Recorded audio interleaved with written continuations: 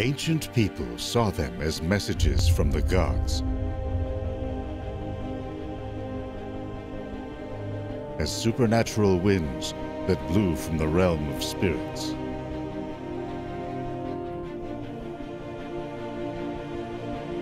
Modern science has linked these polar light shows, called auroras, to vast waves of electrified gas hurled in our direction by the sun.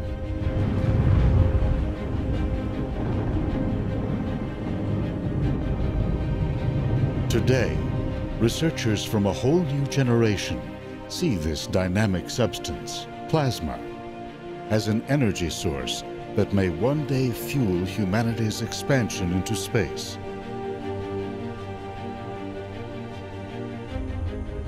What can we learn? And how far can we go? By tapping into the strange and elusive fourth state of matter.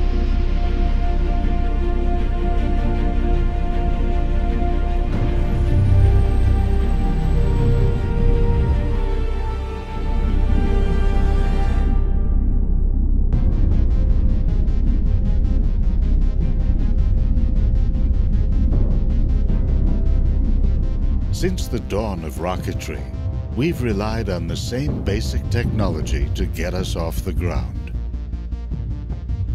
Fill a cylinder with volatile chemicals, contact! Then ignite them in a controlled explosion. The force of the blast is what pushes the rocket up. Nowadays, chemical rockets are the only ones with enough thrust to overcome Earth's gravity and carry a payload into orbit. But they're not very efficient. The heavier the payload, the more fuel a rocket needs to lift it into space. But the more fuel a rocket carries, the more fuel it needs. For long-range missions, most spacecraft rely on their initial launch speed to essentially coast to their destination. Flight planners often design routes that give the craft a gravity assist by sending it around the moon or another planet.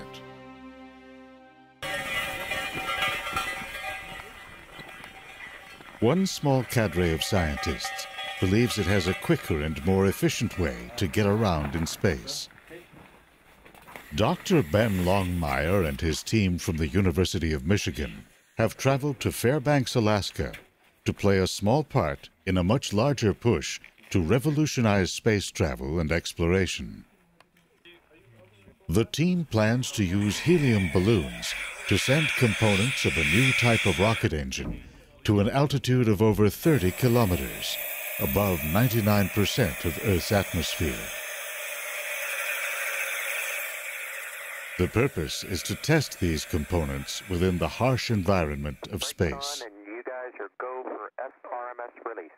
While astronauts train to live and work in zero gravity, or to move around in bulky spacesuits, these would-be space explorers are preparing to negotiate some of Earth's harshest environments. Once they launch their payload, they have to retrieve it wherever it comes down in Alaska's vast snowy wilderness. The idea they're pursuing is nothing short of revolutionary. It's a type of rocket that promises far greater gas mileage than other rockets, and enough power to reach distant targets. It runs on the same fuel that nature uses, literally, to power the universe. To understand it, we go back to the early moments of time and space.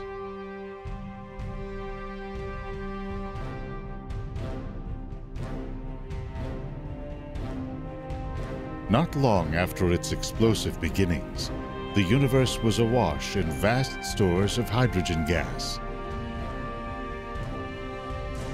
But even as the universe continued to expand, gravity began to draw clumps of matter into ever denser concentrations.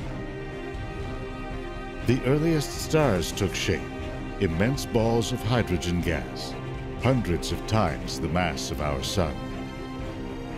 As they contracted inward, they heated up and ignited. Intense radiation now began to flow through the voids. That had the effect, all through the universe, of stripping electrons away from the primordial gas.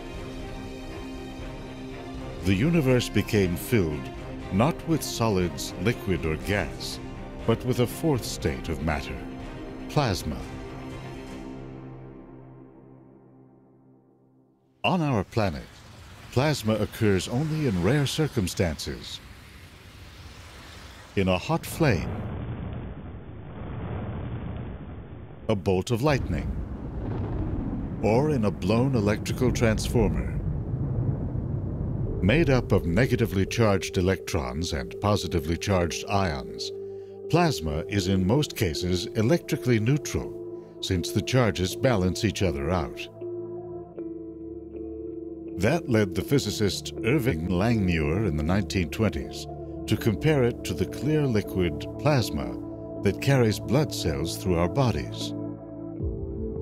The development of radio led to the discovery, high above the Earth, of a natural plasma ceiling, the ionosphere.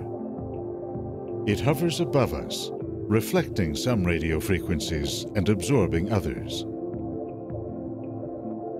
The discovery of immense radiation belts beyond our atmosphere opened the way to the study of plasma in space. Unlike most matter on Earth, plasma conducts electricity and responds to magnetic fields. These properties influence the formation of structures like galaxies and nebulae. They power high-velocity jets that roar out of newborn stars or black holes.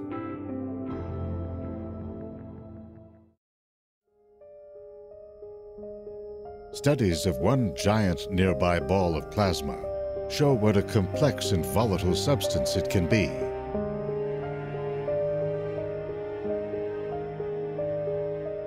In the core of our sun, high heat and crushing pressures cause hydrogen atoms to crash together. That sets off a nuclear reaction in which hydrogen atoms fuse into heavier ones like helium and carbon, generating heat. This heat slowly rises to the surface of the sun in vast plumes of plasma.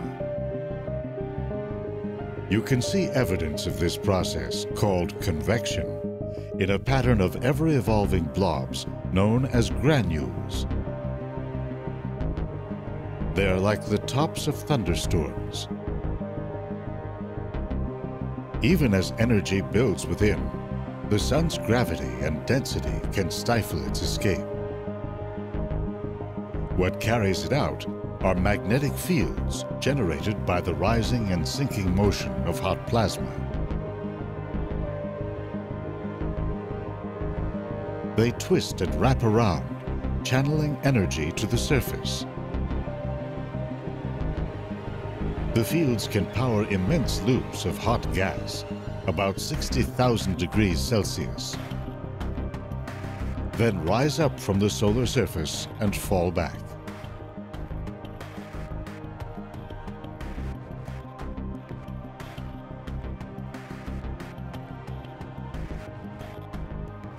The sun can also erupt in giant waves of plasma that fly out from its surface.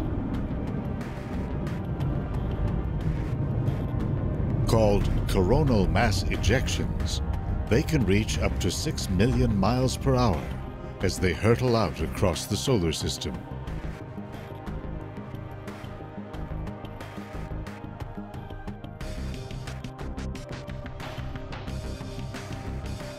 When the solar wave strikes, it slams into Earth's own magnetic field.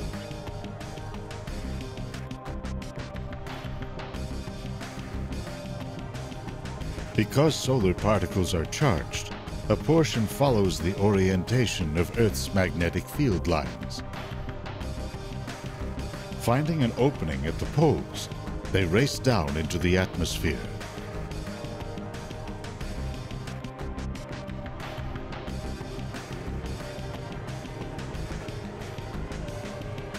You know this is happening when you see the beautiful lights of the aurora borealis in the far north, or the aurora australis in the south. They appear when charged solar particles collide with oxygen molecules in the upper atmosphere, causing them to glow blue, red, and green depending on altitude.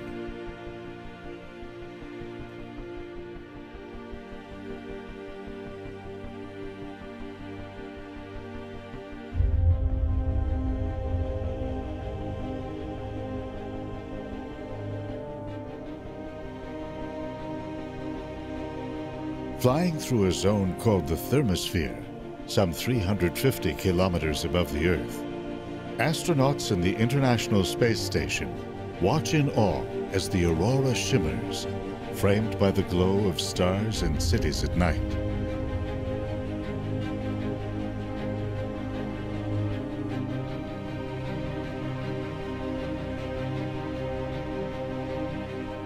It's the explosive properties of plasma that have motivated the collaboration between NASA, Ben's team, and a company that he's affiliated with, the Ad Astra Rocket Company of Houston, Texas.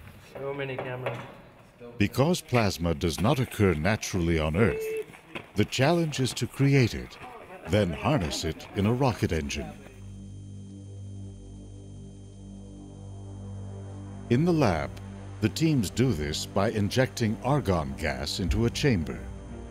They bombard it with radio waves, which strip electrons from the gas and turn it into a plasma.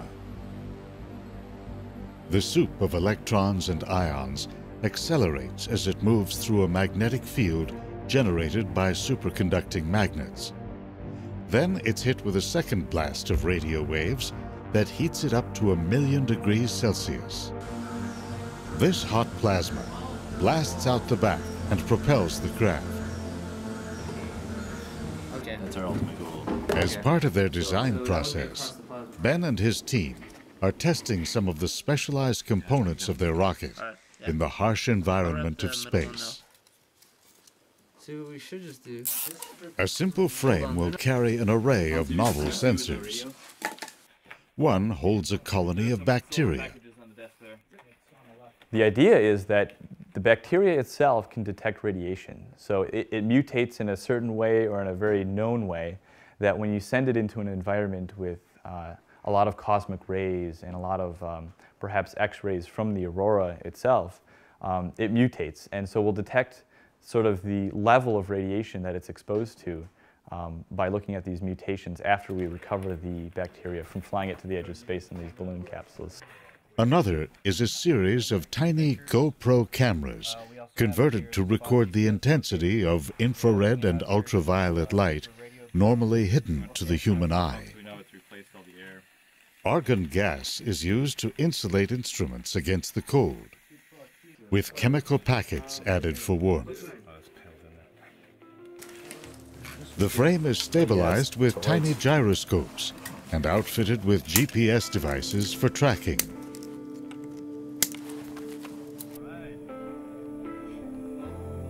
The idea of using plasma to power rockets is not a new one. The Polish physicist Stanislaw Ulam is said to have been inspired by atom bomb tests in the 1940s. He speculated that waves of plasma from small nuclear detonations could propel a spacecraft to extreme speeds. In the 1950s, that idea animated dreams of exploring the solar system in spacecraft like this 360-ton Mars-bound vehicle. The idea gained funding in the Orion project, with the idea of driving a spacecraft with nuclear pulses and landing on Mars in only a month. Concerns about radioactive exhaust helped doom the project.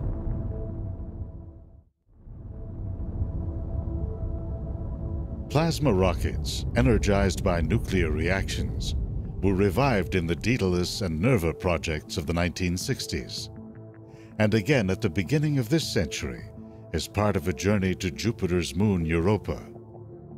Rising costs killed that mission. Ben's efforts rely on simpler, far less expensive methods.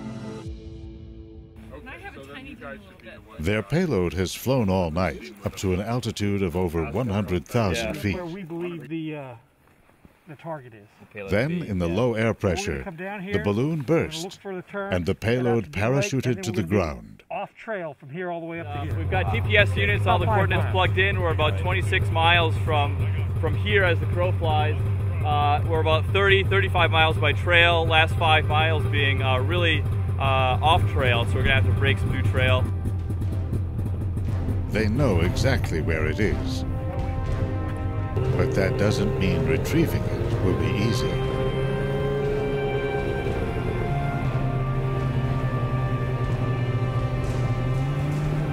It takes nearly all day to travel well-packed trails to a point about 7 miles from their prize. Payload is marked on that dot. Oh, so we are heading down south. We are on this road. The rest of the way will take them through forests and over hills. That way's north, payload's west, we're kind of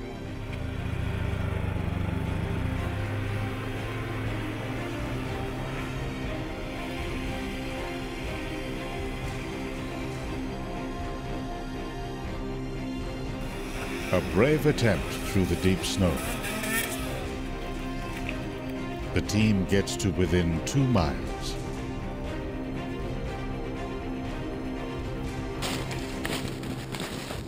The next day, a long hike and snowshoes finally gets them to the payload.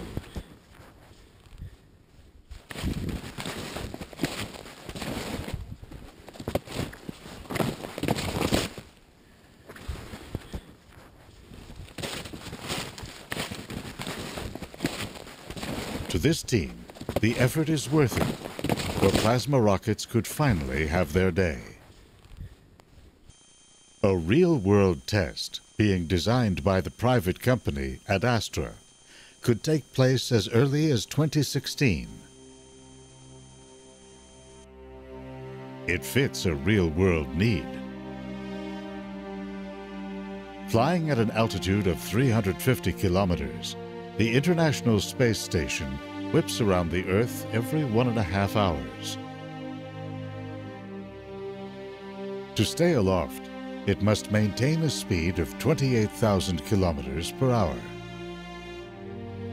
But its solar panels and crew modules smack into so many tiny molecules in the upper atmosphere that it gradually slows down and loses altitude. To stay aloft, the station uses up around 4,000 kilograms of fuel per year. That fuel must be flown up from Earth, which in turn reduces the amount of food, water, people, and equipment that a resupply mission can deliver. The idea is to use a plasma rocket to help boost the station to a higher altitude, powered by electricity generated by solar panels aboard the station. Ben is also working on lower power rockets for much smaller spacecraft. The idea is to mount them on tiny desktop-sized craft called CubeSats. Based on this miniature model, he imagines sending small solar-powered rockets to remote locations in the solar system to collect scientific data, prospect for minerals, or even look for evidence of life. From there, the idea is to one day scale up the technology to power a human mission to Mars. After weeks spent accelerating in Earth orbit, the rocket would make a break for Mars. Cutting flight time from a year to several months would lower costs and crew hazards. Ben's ultimate goal is to help boost a whole new approach to space travel that's now emerging. May 2012 marked a major milestone in the rise of free enterprise in space.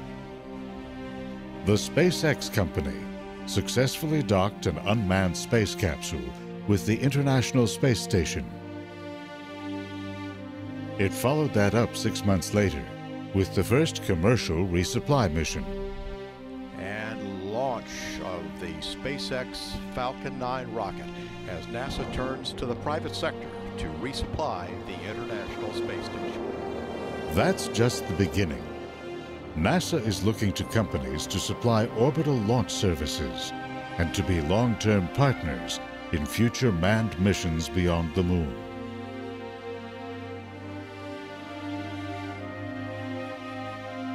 Hoping to make big bucks, companies are developing orbital habitats and space planes, laying the groundwork for missions geared to mining, exploration, and even tourism.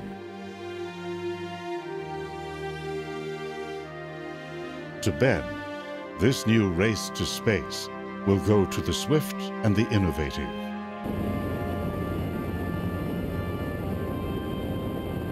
Today, because of weather and winds, he and his team have chosen to launch their payload from the spectacular Ruth Glacier in Denali National Park.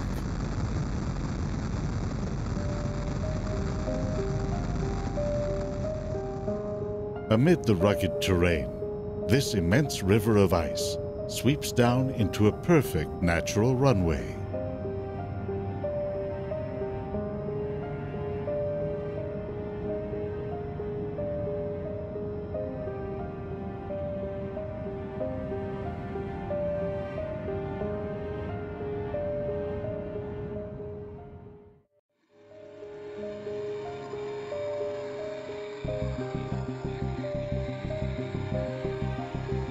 With dusk approaching, balloon and payload are ready.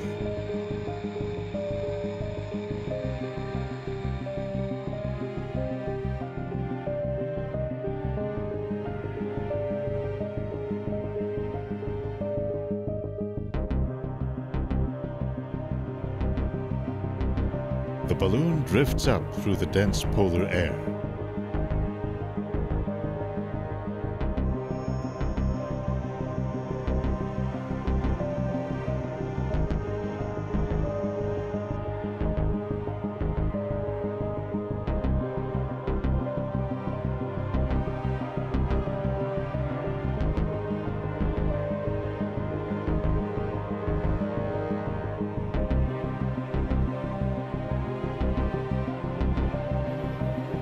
With nightfall, it rises up to the edge of space.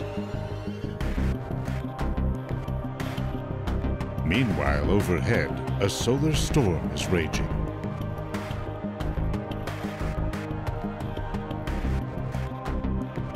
Aboard the International Space Station, astronaut Don Pettit is making observations to complement what Ben's team finds. He passes over the Arctic several times during the balloon's flight. The auroras he photographs are an indicator of the amount of solar particles that will pummel Ben's rocket components. This is a time of high solar activity, approaching the peak of an 11-year cycle.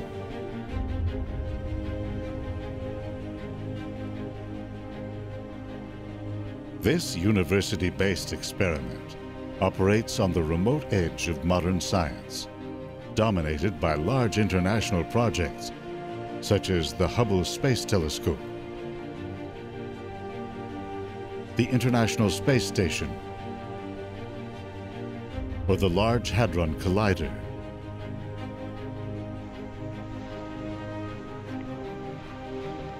And yet, working small, Ben's team believes they are onto something big. Their goal is not only to open new avenues of space exploration, but to actually seize the initiative.